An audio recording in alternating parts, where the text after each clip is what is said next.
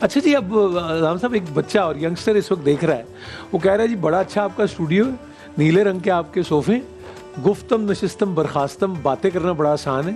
تو آپ لوگ بھی باتیں کر لیتے ہیں، ہم بھی کر رہے ہیں.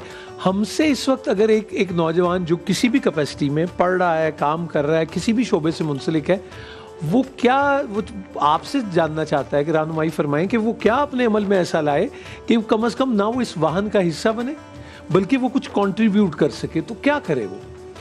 بسم اللہ الرحمن الرحیم. سب سے پہلے تو ظاہر سی بات ہے کہ جب وہ ان چیزوں کو بیان کرے گا، دیکھیے یہ جو ہم بیان کر رہے ہیں کوئی بات، یہ ایز اے تھیوری ہم اسے اگر کوئی چیز بیان کر رہے ہیں تو یہ چیزیں جو اس کے ارادے کو بلڈ اپ کرے گی، مزید اسے اسٹرانگ کرے گی.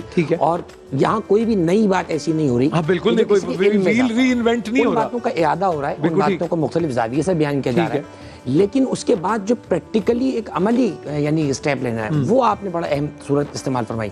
دیکھیے قرآن مجید نے ایک اور طریقے سے سورہ اعراف میں بیان فرمایا کہ جس وقت ابلیس نکل رہا تھا تو اس نے جاتے جاتے اللہ سبحانہ و تعالیٰ سے یہ کہا، قال فبما اغویتنی، اے پروردگار تو نے مجھے اغوا کیا ہے، تو نے مجھے گمراہ کیا ہے، لأقعدن لہم صراطک المستقیم، وہی جو آپ کو عنوان ہے، اب میں ضرور بضرور تیرے سیدھے راستے پہ ڈٹ کے بیٹھوں گا. آپ اندازہ لگائیے ڈھٹائی کا اور اس کی دھرمی کا. اور اللہ رب العزت نے کیا فرمایا وہ بھی بتا دیجیے. فرمایا تجھے وقت معلوم تک کی مہلت بھی ہے، تو میرے مخلص بندوں کو نہیں بہکائے گا.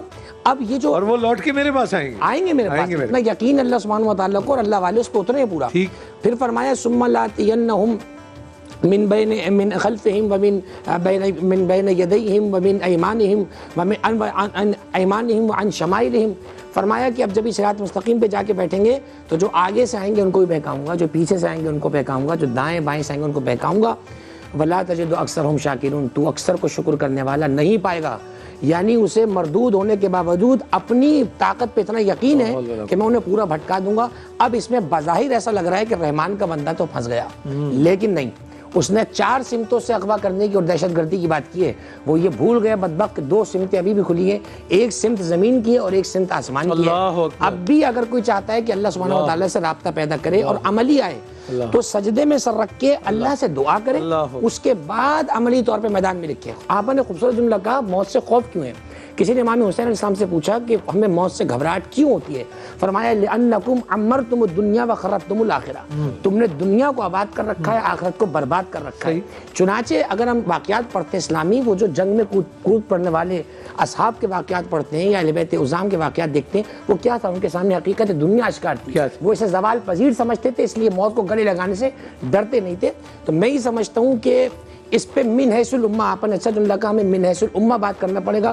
ہمیں اپنے خول سے نکلنا پڑے گا، ہمیں اپنے سو کال جو ہم نے ایک اپنا اوریجن بنایا ہوا ہے اس سے ہمیں نکل کر خوف کے بت کو بھی توڑنا بلکہ توڑنا پڑے گا اور اس کو دوبارہ نہ بنانے کا عہد کرنا پڑے گا اور بینگ امہ بات کرنی پڑے گی. عمران بھائی، میں یہ بات اس لیے بھی کر رہا ہوں کہ جب ہم کنٹمپریری ہوتے ہیں اور کرنٹ ہم جب لائیو جا رہے ہیں اور اثرات آپ دوری ہو فاصلوں کی، لیکن احساس تو ایک آتا ہے جو انہوں نے کہا، وہ میگرین کا باعث بن جاتا ہے، سر درد کا ہوتا ہے، کنسرن میں آ جاتا ہے.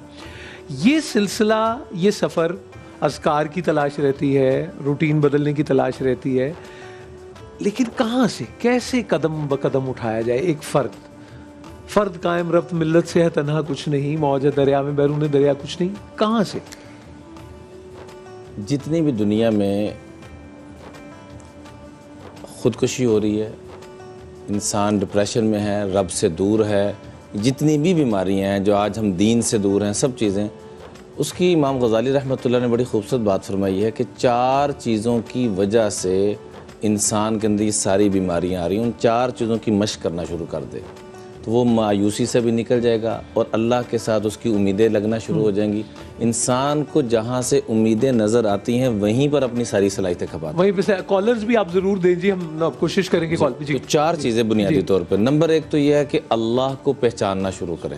ٹھیک ہے جی. اس کے لیے اللہ کے تذکرے کہ میرے اللہ نے مجھے یہ جوڑ عطا فرمائے، میرے اللہ نے مجھے سے، اللہ کے اتنے تذکرے کریں کہ تاکہ آپ کی نیگیشن بھی ہو. جی اللہ نے مجھے یہ آنکھیں دی ہیں، یہ جو میں جھپک رہا ہوں، یہ نہ اللہ نہ دیتا تو میں بینا ہونے کے باوجود نہ بینا ہو جاتا. پہلی چیز. اور یہ شکر کا ایک طریقہ اور انداز بھی. بالکل ٹھیک. دوسرے نمبر پہ فرمایا کہ اللہ کو پہچاننا ہے لیکن صحیح پہچاننا. ہم نے بس یہ رکھا کہ نہ کیا تو اللہ نے یہ عذاب دے دینا. یہ اللہ کے اتنے نام ہیں، اس میں انتقام کا، جباریت کا بہت کم نظر آئے گا، باقی رحمت. بالکل ٹھیک. تیسرے نمبر پہ جو مایوس اور ہارے ہوئے لوگ ہیں ان کی صحبت سے بچیں. بچنا ہے، یعنی ابلیس کے معنی مایوس ہونے والا، ایسے ہی ہے نا جی. اس دنیا میں سب سے زیادہ تباہ ہوا آپ ابلیس. اپنی کمپنی میں یہ آپ ان سے بچیں مایوس ہونے والے. اور چوتھے نمبر پہ اسباب اختیار کرتے ہوئے مسبب الاسباب کو نہ بھولیں. اللہ، ہم اسباب اختیار کرتے ہیں نا کہ ہم یہ کر رہے ہیں، ہم کہتے ہیں نتیجہ بھی ہم نے نکالا. نتیجہ نکالنے مسبب الاسباب کے معنی ہے اسباب کا پیدا کرنے والا. بالکل ٹھیک، بالکل ٹھیک. یہ چار چیزوں کا اگر ہم لے کے چلتے ہیں کہ اللہ کو پہچاننا ہے، نمبر 2 پہچاننے کا صحیح سمت طے کرنی ہے، اور تیسرے نمبر پہ ایسے لوگ جو مایوسی والی ہارے ہوئے زندگی گزار رہے ہیں ان لوگوں کی صحبت میں نہیں بیٹھنا، اور چوتھے نمبر پہ دنیاوی ہم نکلتے ہیں فلاں کاروبار نوکری فلاں جو بھی کر رہے ہیں اس میں ہم نے نتیجہ نکالنے کے چکروں میں مت پڑے. کوشش کرنا ہمارے ذمہ ہے، نتیجہ مالک نے نکالنا ہے، اس طرف ہم نے آنا ہے. دوسری بات میں یہ عرض کروں گا، شیخ الہند مولانا محمود الحسن صاحب رحمۃ اللہ علیہ جب بر صغیر کا انگریز کے ساتھ معاملہ تھا، جب ہندو پاک بھی اکٹھا تھا، تحریک ریشمی رومال، تو وہ جب مالٹا کی جیل سے نکل کر آیا تو پورا بر صغیر امٹ آیا، تو کہنے لگے کہ میں رب سے دعا کرتا رہا کہ اے اللہ مجھے اتنا موقع دے دینا کہ میں امت تک 2 پیغام پہنچا سکوں کہ اگر بچنا چاہتے ہو تو 2 چیزوں پہ آ جاؤ. تو وہ 2 پیغام کیا تھے کہ آپس میں جڑ جاؤ اور قرآن سے جڑ جاؤ. سبحان اللہ، آپس میں جڑ جاؤ اور قرآن سے جڑ جاؤ. آج دونوں چیزوں کو ہم نے چھوڑ دیا. میں اپنے اور تو چھوڑیے، میں اپنے بیوی بچوں سے جڑنے کے لیے تیار نہیں ہوں، میں اپنے بہن بھائیوں سے جڑنے کے لیے تیار نہیں ہوں، میں اپنے محلے سے جڑنے کے لیے اور یہ بھی ذہن میں رکھیں کہ دنیا بھر کے اب یہ جو چینلز اور کہانیاں ہیں OTT، وہ ایسی کہانیاں تخلیق میں آ رہی ہیں جو آپ میں یہ مزید پیدا بھی کرتی ہیں، جوڑت کی بجائے وہ دل توڑنے والی کہانی. بالکل اس لیے آپس میں جڑنا ہے. ٹھیک. اور دوسرے نمبر پہ قرآن کہتا ہے ان ھذا القرآن یہدی للتی ہی اقوم، کہ اگر تمہیں ہدایت چاہیے تو قرآن کے ساتھ جڑ جاؤ، جس کو شاعر کہتا ہے الہی تو ہمیں عامل قرآن کر دے، پھر نئے سرے سے مسلمان کو مسلمان کر دے، وہ پیغمبر جسے سرتاج رسول کہتے ہیں اس کی امت کو ذرا تابع فرما. صحیح. قرآن میں غوطہ زن مرد مسلمان، اللہ کرے تجھ کو عطا جدت کردار، جو حرف کل لفظ میں پوشیدہ ہے اب تک، شاید وہ حقیقت اس دور میں وہ آشکار